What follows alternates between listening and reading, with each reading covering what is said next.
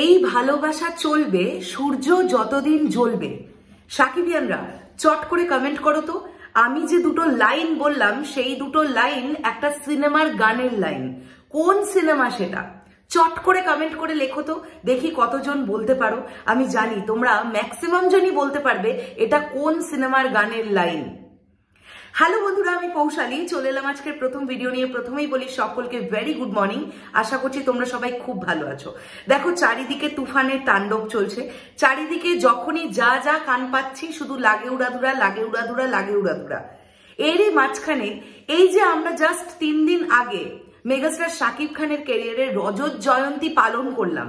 তো এই মানুষটির সিনেমা ইন্ডাস্ট্রিতে আসা যে সিনেমাটার মাধ্যমে অনন্ত ভালোবাসা, 1999 সালের 28শে মে এই সিনেমাটা সিনেমা হলে মুক্তি পেয়েছিল। আজকে ভাবলাম একটু অন্যরকম ভাবে আজকের দিনটা শুরু করা যাক। অনন্ত ভালোবাসা সিনেমাটার রিভিউ করব এখন এই ভিডিওতে। আমার বিশ্বাস তোমরা গোটা রিভিউটা দেখবে।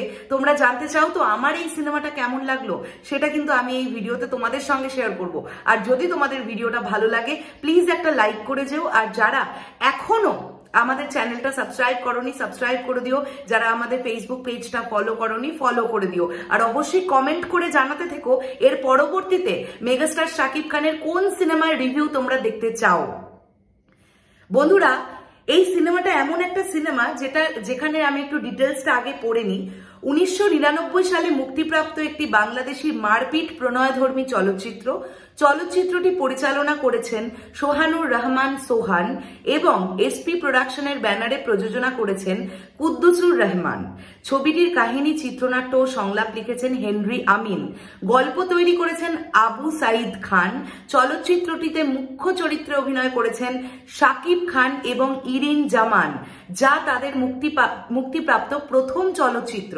এবং আবুল হায়াত, রাজীব, নাসির খান, ডলি জহুর, রিনা খান ও মিশা সওদাগর বিভিন্ন গুরুত্বপূর্ণ ভূমিকায় অভিনয় করেছেন।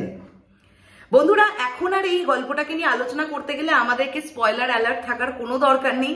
এই সিনেমাটা আজ থেকে 25 বছর আগে মুক্তি পেয়ে গেছে, তাই আমি আজকে ডিটেলসে আলোচনা করব এই সিনেমাটাকে নিয়ে। আমরা এই সিনেমাটার গল্প হিসেবে কি দেখতে পাচ্ছি? এই সিনেমাটার গল্পটা এরকম যে প্রচন্ড প্রতিপত্তিশীল একটি ফ্যামিলি, যে ফ্যামিলিতে 3 জন ভাই থাকতো। সবচেয়ে বড় ভাই যিনি ছিলেন তিনি ব্যবসার দায়িত্বভার রাখতেন। তো সাময়িক একটি অসুস্থতার জন্য তার ব্যবসার দায়িত্বভার তার ছোট ভাইদের হাতে তুলে দেন। আর সেই সুযোগের সদ্ব্যবহার করে এই দুটো ছোট ভাই। তারপরে তাদের নিজের দাদাকেই মেরে দেয় এবং সেই খুনের দায় চাপিয়ে দেয় তাদের ভাবি অথবা বৌদির উপরে। তাদেরকে ঘরছাড়া করে দেয়। সেই সময় তাদের ভাবি বা বৌদি ছিলেন প্রেগনেন্ট।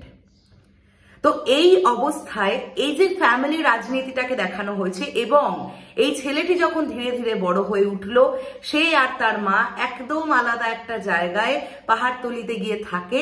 সেই সময় এই ছবির নায়িকা অর্থাৎ জ্যোতির সঙ্গে কিন্তু মশালের আলাপ হলো। কিভাবে আলাপ হলো তোমরা সবাই জানো, আমি আর এর থেকে ডিটেলসে বলছি না।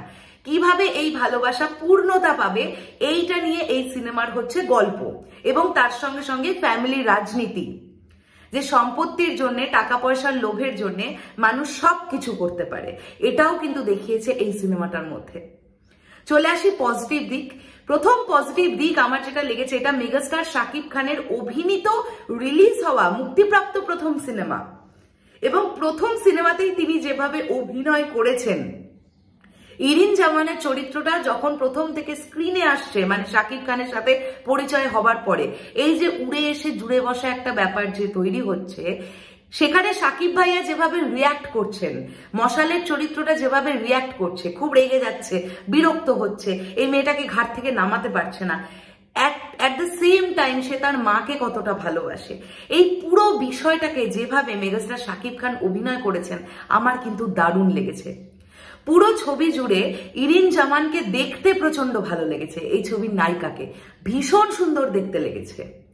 ছোট ছোট জিনিসপত্রগুলো ডিরেক্টর কত সুন্দর মাথায় রেখেছিলেন। দেখো, যখন সিনেমাটাকে শুরু হচ্ছে তোমরা যদি খুব নোটিস করে দেখো তোমরা দেখতে পাবে যে সেই সময় যখন সিঁড়িতে যে কার্পেট পাতা ছিল, প্রথম দিককার যখন মানে শাকিব খানের বাবা বেঁচে আছেন, মানে এই মশালের বাবা চরিত্রটি যখন বেঁচে আছেন তখন ওই কার্পেটের কালার রেড।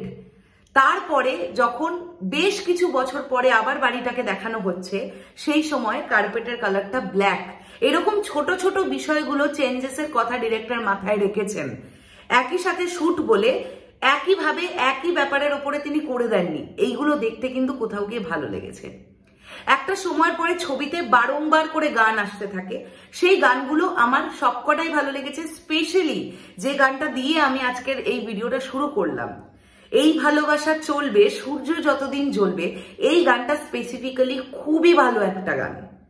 এবং বাকিরা প্রত্যেকে, এখানে আমরা ভিলেন ক্যারেক্টারে মিশা সওদাগরকে অভিনয় করতে দেখতে পেলাম, যদিও তার এন্ট্রি কিন্তু ছবির সেকেন্ড হাফেরও একটু পর থেকে, কিন্তু ওইটুকু সময়ে হিরো ভিলেনের যে টাসেল দেখানো হয়েছে, মিশা সওদাগর যেভাবে অভিনয় করেছেন, প্রচন্ড ফুটে উঠেছে সেই অভিনয়।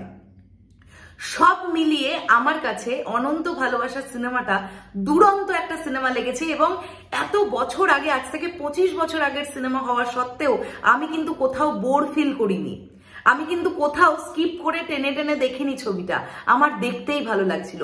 বেসিক্যালি যেটা দেখতে ভালো লাগছিল, এই জ্যোতি আর মশালের কেমিস্ট্রিটা, এই যে বকাঝকা করছে, সে ভ্যাঁ করে কেঁদে উঠছে, এই যে তাদের মধ্যে যে ব্যাপারটা, এবং এই যে মাতৃসুলভ যে আচরণ, মশালের মা জ্যোতিকে যে তার নিজের মেয়ের মতন করে ভালোবাসা, জ্বর হলে তার মাথায় জলপট্টি দিয়ে দেওয়া, এগুলো দারুণ লেগেছে আমার।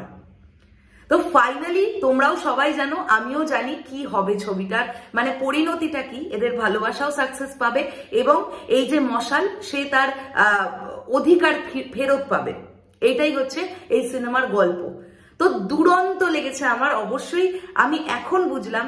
এবং আমি আজকে মেলাচ্ছিলাম যে আমরা প্রিয়তমা বা রাজকুমারে যে মেগাস্টার শাকিব খানকে দেখেছি, বা তুফানের উড়াধুরা গানে আমরা যে শাকিব খানকে দেখতে পাচ্ছি, সেই শাকিব খান আর অনন্ত ভালোবাসার শাকিব খানের মধ্যে বিস্তর ফারাক। মানে তার প্রথম সিনেমা, তাকে দেখতেই অন্যরকম ছিল তার অ্যাপ্রোচ। বিশেষ করে যখন তিনি মশল্লা বেগম সেজে চৌধুরী বাড়িতে ঢুকলেন, মেয়ের বেশে শাড়ি পরে বড় বড় চুল লাগিয়ে, সেই ব্যাপারটা খুব মজাদার ছিল। হয়তো খুব সিম্পল গল্প, কিন্তু আজও দেখতে কোথাও না কোথাও গিয়ে ভালো লাগে। তো আমি খুব এনজয় করেছি অনন্ত ভালোবাসা সিনেমাটা। তোমরা সবাই দেখে ফেলেছো, তোমাদের কতটা পছন্দের সিনেমা এটা অবশ্যই সেটা কমেন্ট করে জানাও। ভিডিওটা শেষ করলাম, দেখা হচ্ছে আবার খুব শীঘ্রই নতুন কোনো ভিডিও নিয়ে। তাহলে এখনের জন্য টাটা।